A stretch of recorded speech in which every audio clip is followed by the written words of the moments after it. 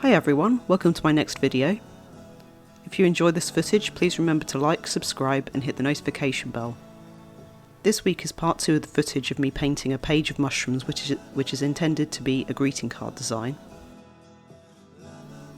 I've just got a new standalone camera which I've done some test footage with, and that footage is at the end of the video. So if you notice that everything is colour graded one way and then it suddenly becomes a lot more vibrant towards the end, that will be why.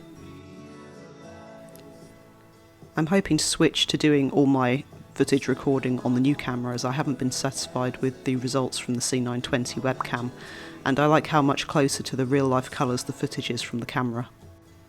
I decided to go for a Panasonic Lumix GX880 after doing a lot of reading, as I didn't really want to get into DSLR prices, and I found that this looked to be the best entry level camera with changeable lenses that can capture 4K video and produce 4K photos. I don't really need 4K video just yet, but I feel that having that feature future-proofs it a little bit. I'll be using this camera to do product photos and photos of my finished pieces in my lightbox, as well as video. These mushrooms ended up being quite an endeavour due to the amount of detailing and outlining involved. I decided to go for a sap green background with bits fading into brown and yellow to try and continue the earth tone theme and hopefully help the mushrooms stand out more from the background. There were quite a few places where I tried to keep the outlines of the mushrooms light but had to do several passes with darker colours each time to get the kind of definition that I wanted. Overall, I'm quite pleased with how this came out, although I do find it hard to keep my lines as fine as I'd like with a brush. I've tried switching out to a detail brush with a really thin set of bristles, but I find this hard to work with as it doesn't hold much liquid. With the size 8 gold line, I feel relatively confident as long as I get the ink consistency just right. If I'm using more opaque inks like white or terracotta, the consistency of these inks tends to be a little bit more goopy and I need to thin it just the right amount. Too little water and the ink won't paint smoothly, but if I mix too much, it will produce a blob of water with ink on the page instead of a brush stroke. It's something that you just have to get a feel for by painting a lot with inks.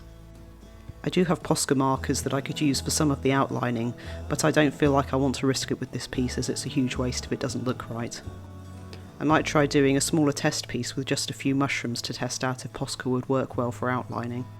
The main limitation with Posca is of course that the markers are all a single colour, so the outline they produce would end up being very monotone.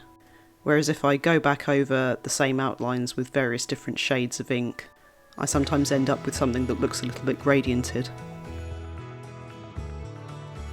Having finished this piece, I'm pleased with the amount of different fungi I incorporated in this picture.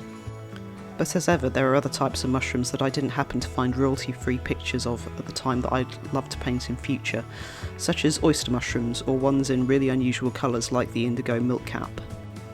I'm glad that I kept the colour scheme relatively neutral in this one though, so that there's cohesion. I'm still trying to decide what to tackle for my next piece. I'm considering maybe doing some corals with some clownfish or a collection of butterflies. If you have any suggestions on what I could do, please leave me a comment and I'll consider it. I hope you enjoyed this footage and I look forward to doing my next video with hopefully some more vibrant colour on my camera. Thanks for watching, see you next time.